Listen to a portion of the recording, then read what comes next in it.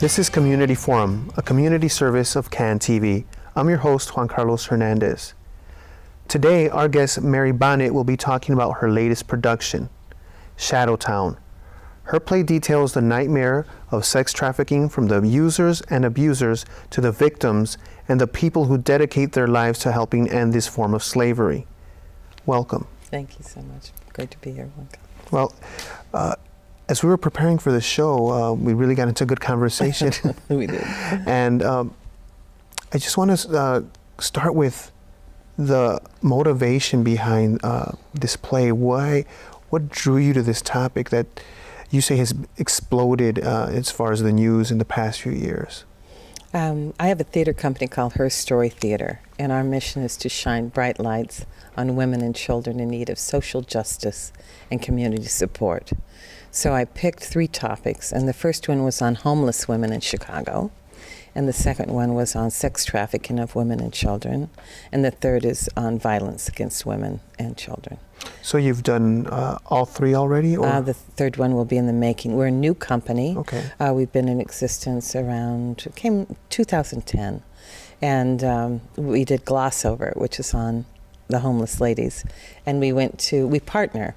And so we adopted Deborah's Place, who does long-term residential care for homeless women, and went in and they allowed us to go in and interview about 22 to 30 of these wonderful women, and they told their stories.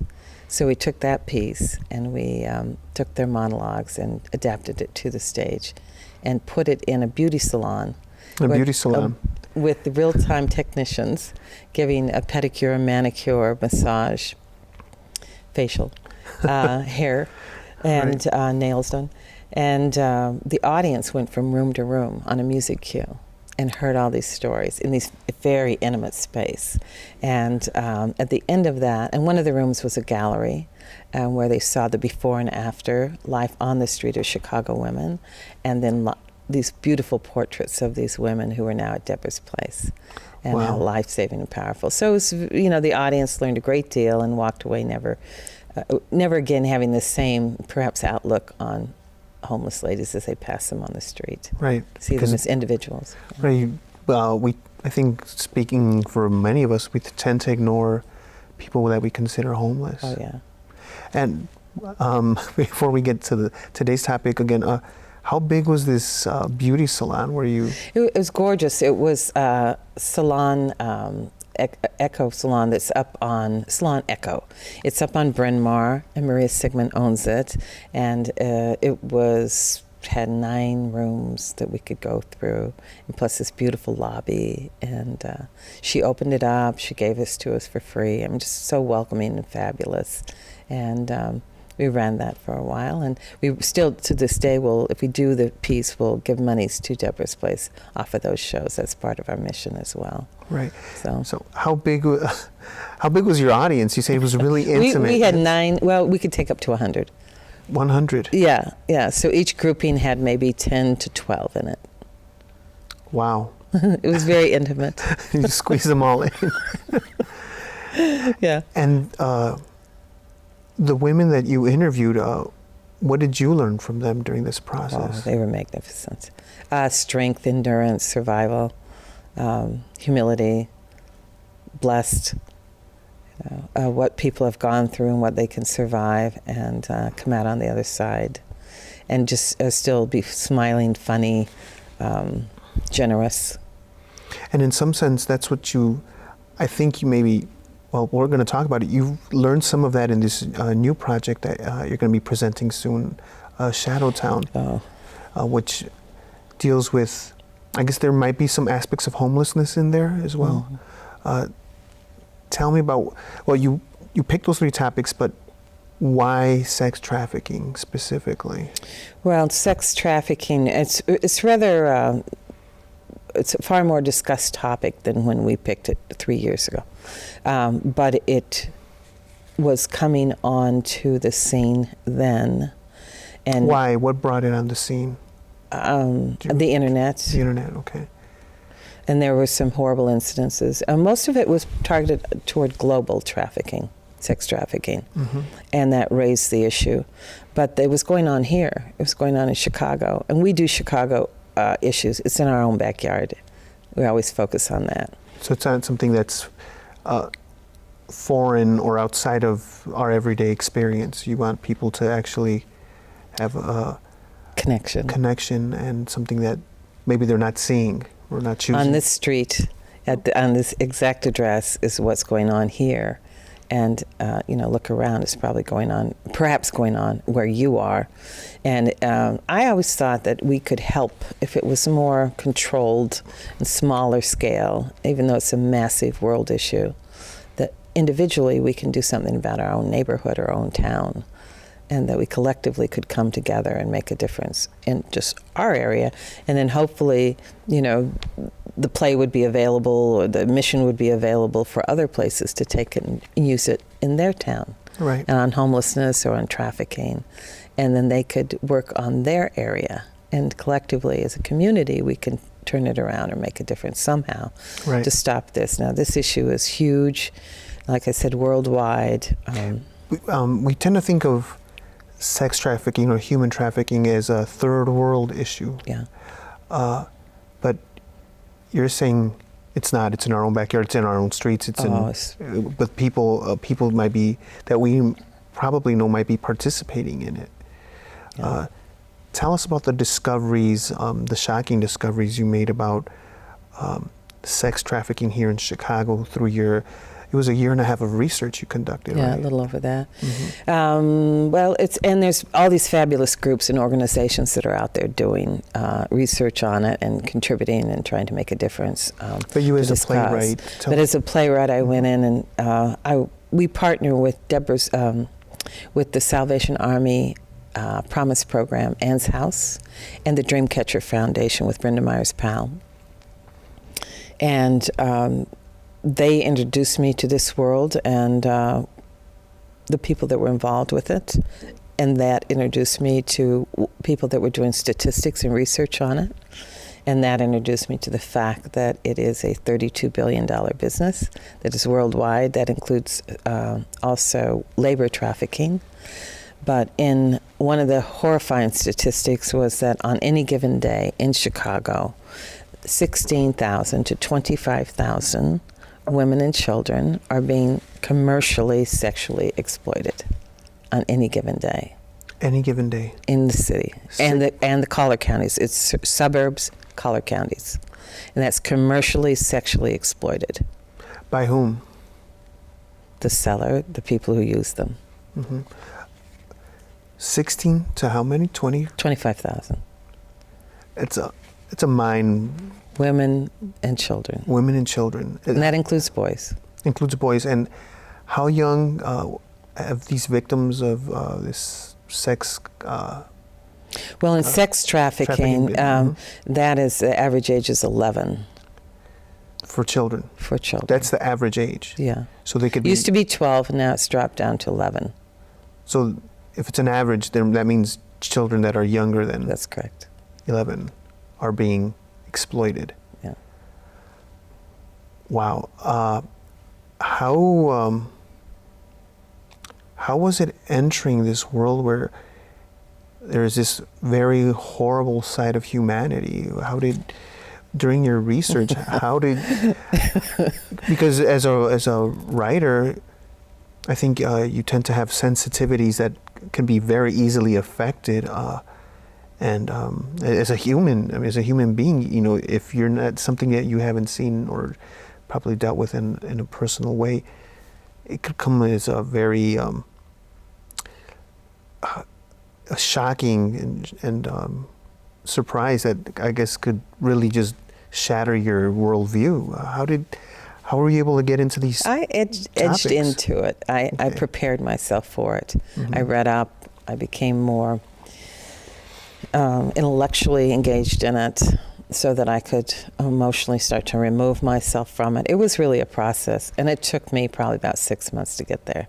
And once I was there, then I could go out and do the asks, do the interviews, deal with it from, our goal is to raise awareness. So there's a certain wall that you have to, a certain distancing that you have to do, because to go forward because Like the you said. suffering is so severe. Right. And so you just gently remove yourself from it. But it did take about 6 months to do it. And that was through all the research. And then I was prepared to, once the partners came on board, and they allowed me to go in and interview a lot of people who were involved with it and hear all the stories. And but I was doing that from as an interviewer's point of view. And then I was doing it from a playwright's point of view. And so then you detach in a way. And I never not cry at certain moments. You know, they're always impactful. Even in rehearsals, the other day I cried twice during one of the rehearsals because it was so poignant. And I remembered the interview, and I remember the person who went through it.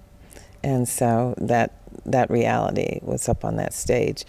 And then I understand, you know, that so many other girls are still going through it, and boys. Right. And so every day we're not talking about this or not having that play up there. I feel responsible in some ways for those children suffering because I know there's a ripple effect in the world, and we're just throwing the first stone, and it's going to.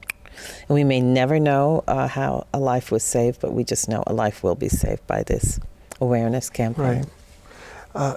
So you, to get that emotional distance, it took 6 months of research. About that, yeah, it did. And yet you still you still deal with some emotion. You said during a rehearsal you became emotional and cried. Two places, yeah. And two Then you rally and you go back. Right. Could you tell us, without naming the person or getting too deep, what was that person's story? There were a lot of stories. I interviewed a lot of people, and anyway, but that one that really this was a child that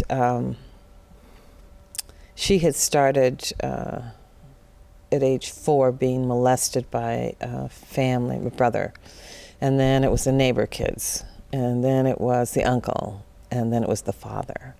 And so by 15, she was pregnant by the father. And then they kind of blamed her for all of it. And her mother had been a prostitute, but the father had taken her and put her in I think with a girlfriend to raise, and was paying. And that child there was a lot of contempt because she was the child of a prostitute, a trick child. And that's a label they put on those children. Yeah, trick babies, and they called men who use women, buy women for sex tricks or johns or date, and so they kicked her out of the home, and she had nowhere to go, and she was pregnant, and so she had the streets, and the streets, of course, went, come on in, and swallowed her. Oh yeah, she was just perfect for the traffickers. Mm-hmm. And you spoke with this person? Mm-hmm. Yeah, we had a lengthy interviews. A lot of these girls that went through it. They were older. They were beyond the age of 18, which would be considered trafficked. But when their starting years, they were all. We have laws now in place that say, if you're under 18, you're trafficked. If you're out there prostituting, and so they're victims. They're considered victims now. It's a great law. Right. Because before that, they were just considered prostitutes. They could be arrested and treated like criminals, and but these girls are controlled by pimps and boyfriends that are quite vicious with them. Tell me more about that dynamic, because you said that this girl was the child of a woman that had been a prostitute.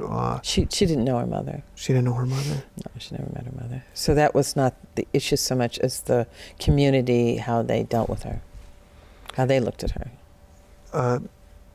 Her father, she did obviously know her father. He came back around. And she was older. How does this whole, that's one case, but the whole, I guess for lack of a better word, the culture or the culture of control, and that keeps a person in this industry, like you said, a $32 billion industry. What happens between these girls and these women that makes it difficult for them to escape? Get out. Right. Well, some are, I think what we traditionally think that they'd be kidnapped and chained to a bed, which I interviewed one that was kidnapped and chained to a bed. But the others are more, they've been put in a family situation where maybe they fall through the cracks and they're shipped over to DCFS. They have names for them. They're called throwaway children, or they're runaways. Disposable human beings. Mm-hmm. And these kids just get lost, and they basically, the streets just absorb them. Or the trafficker looks for that kind of vulnerability, and then that child, the child that's alone, nobody's around to support them, nobody cares. They've perhaps been sexually abused. They particularly like those kind of children, and because they're ripe for looking for someone that's going to take care of them. And the trafficker will either walk in and say, "I will take care of you," and they do it in different ways. There's different types of pimping, there's different types of trafficking, but all of them engage the girl. And many will say, "Well, we'll get you a job." You know, some are there for survival sex. We'll give you food, we'll give you shelter, the basics. And, you know, it could be those girls get so beaten down. I mean, they're called every name in the book. They're treated so as if they're not human. And they are enslaved if they're not making the money. They don't get to keep the money. Some do. But even that, psychologically, they perceive themselves as far less than anybody else because they're conditioned. It's shame. Right. You know, shaming them and calling them, they lose their identity. They're called bitch every day, 50, 100 times a day. You know, that's their name. That's who they are. They have to walk with their eyes down. They have to walk behind someone, just like a slave. And they're young. They're vulnerable. They're looking for love. He may pose himself as someone who loves her, and then gets into her mind, listens to everything about her life, and then uses that against her. Threatens her physically, threatens family if they exist. Right. Uses punishment out like it's candy. Mm-hmm. And here in Chicago, gangs have become involved in this. They have. Right. I don't want to put that on the gangs because it's so, I mean, it could be a parent that would traffic a child. Right. Drugs are Parents, wow. always, that's common. But a lot of people who are addicted to drugs and they have a child will sell their child to get support for the drug. That's really common. They do an exchange, drug for sex with the child. Very common. Far more common than we... Very common. Wow. And but as far as the gangs go, they learned that Anita Alvarez, our state's attorney, has worked on this heavily. They've learned that they can just use a girl over and over again in lieu of a replacement of a drug. And they've developed a system where they work with other gangs to exchange them. And they're in apartments, they're in hotel rooms, you know, they take them in, or they could be an individual pimp that'll just have a stable of girls also, being stable being like an animal, you know, where they have 5 girls. Now, you mentioned that the internet, and that's facilitated a lot of this. How so? In the last 7 years, it's exploded on the internet because they can go underground. They can go in the shadows, like Shadow Town. They can, you know, you'll find them. You go on the internet, you can find phone numbers, pictures, contact, text, email, and then go where you need to go to use that girl, or they come to you. That's simple. That's simple. Super simple. Wow. So after all... So you may have a cop on the other end. That's the only thing. Cops are all over the internet now. And I was going to ask you... cops are everywhere. How has law enforcement responded to this it's been shadow... Well, you're saying it's a shadow world. Shadow Town. Right. Yeah. They have, you know, Illinois has really stepped up. It is a massive problem, and they've got all sorts of stings out there. And, you know, obviously more money, more people power, the better job it could be done. But they're on the internet. They call them, the men that use these women call them Uncle Leo, which is Leo is law enforcement officer. So there's Aunt Leo and Uncle Leo is the code name that these guys use. And they're effective if there's stings, if they're on the street and the cops come in and they set up a sting where they have a policewoman out there and she's soliciting, and these guys come up and they get arrested, you know, and it's not good. And they can get, if it's with an underage child, they can get prison time. They can, the car gets impounded every time. And I think that's something like $2,221 or something they have to pay if they get. Wow. and a lot of times that'll go to a service. It's helping these girls or helping these boys. Right. And the problem is there's so many people using these. And when I say people, it's men. Primarily men. Yeah, it's 97% of the statistics are men, are the users. 97%. Users are men. Okay. Wow, we've gotten into a very good discussion on sex trafficking and your research and what you've learned. You've spoken about the girls and the women who are exploited and what law enforcement's doing. Tell us about the play and the characters and what the audience will see and feel and take away from this work. It's a beautiful play. It really is. It's artistically done and surprisingly done, and is actually told through the view of the pimp. And he takes you on 10 lessons of how to become. And you see it through his eyes. But as you see it through his eyes, you journey through the lives of these 4 girls. And one is from the west side of Chicago, one is from Humboldt Park, one is from Naperville, and one is from China, Ling Ling. And you go through, lesson 1 is how to grow a hoe, and how to grow a hoe. And he's very funny, he's very charming, he's very lovely, he's the master of the game. His name is Prime Cut. And he's beautifully dressed, he's a finesse pimp. And he shows you, and he tells you it takes 11 to 13 years, so you have to be patient. And what you do is go through their background, their home life, and how they got to that point. And at the end of lesson 1, he says, meet your new recruits. So you've gone through that journey. You get why they are there where they are. And some of that is very difficult to watch sometimes. But it is done very tastefully, as tasteful as you can be about sex trafficking. Right. But it's very powerful theater.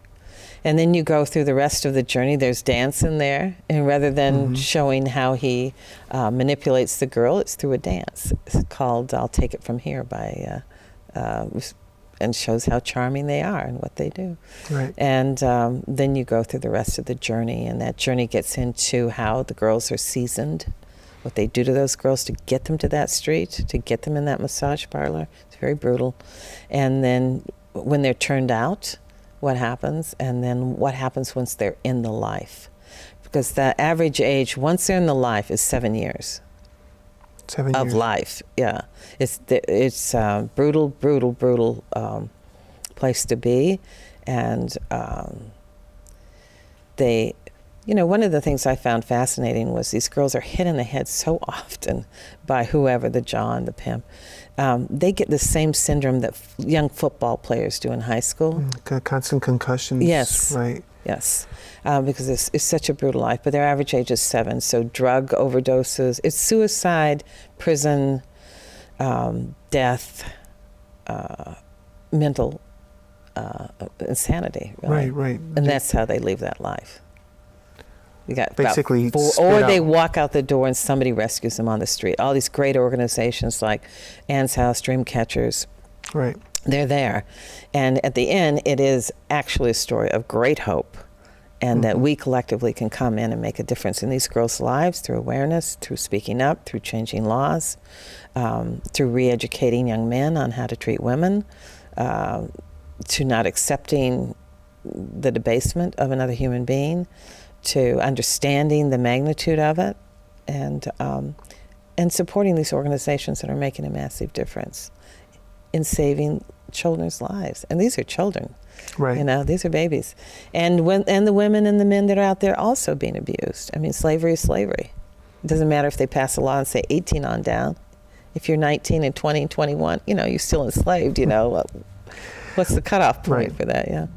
Without revealing too much about the end of the play, you do say that you said they are either spit out by this life, basically cast out, and some women destroyed by it. Right. Some women walk out, and there is some sense of hope that you hope the audience leaves with. There's a large sense of hope. Tell us how the characters, or what you saw through your own research, how these characters or these people have found hope through these organizations. What was that spark that gave them the energy to continue forward after such a difficult experience? The square world. As the pimp calls us all squares, but it's the square world that reached out and said, we're here, this is what we can do. And if you come with us, if we can break that trauma bond that you have with that trafficker, that pimp, because they get that. Right. They get this dependency, and he gets in their head. And so their job is to provide all these therapies for these girls, and they're actually treated the same way a prisoner of war would be treated. Or soldier that's come back from combat. Right, like PTSD, they're dealing with PTSD. Absolutely. And all these Terrible. other issues. And then layer it up, from child and on. And they've got all these therapies out there for them. They have all these programs out there. And they say, and it works. And then love. Love. Absolutely. Somebody who genuinely cares and is not going to use and abuse them. Trust. Things that we take for granted every day, we trust that person. Their world is upside down. There's no trust.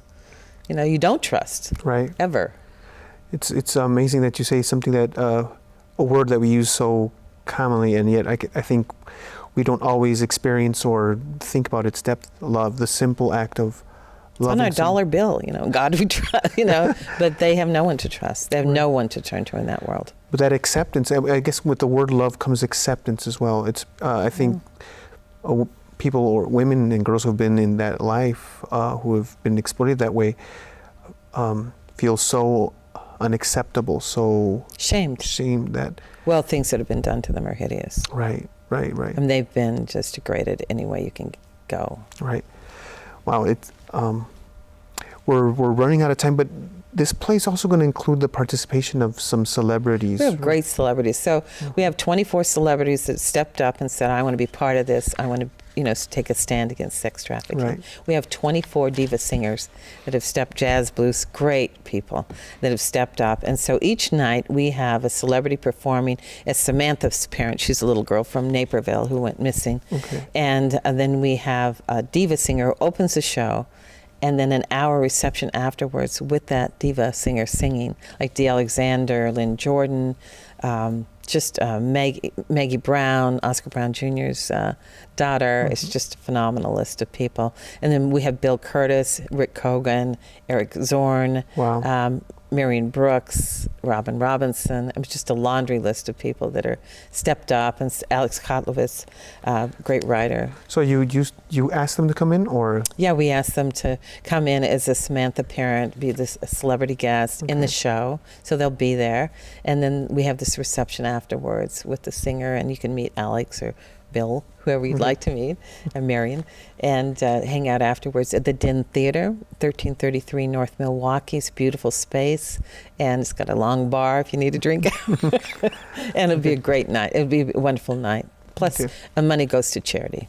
That is so great to hear, and it's great to hear that you are lighting a candle in the darkness. Thank you so much, Uncle. No, thank you. Thank you so much. Great. Community Forum is a community service of CAN TV. If your nonprofit organization would like to work with CAN TV, call 312-738-1400 and ask for nonprofit services. Tune into Community Forum for local issues and concerns every Saturday at 7:30 p.m. on CAN TV 21. I'm Juan Carlos Hernandez. Thank you for joining us.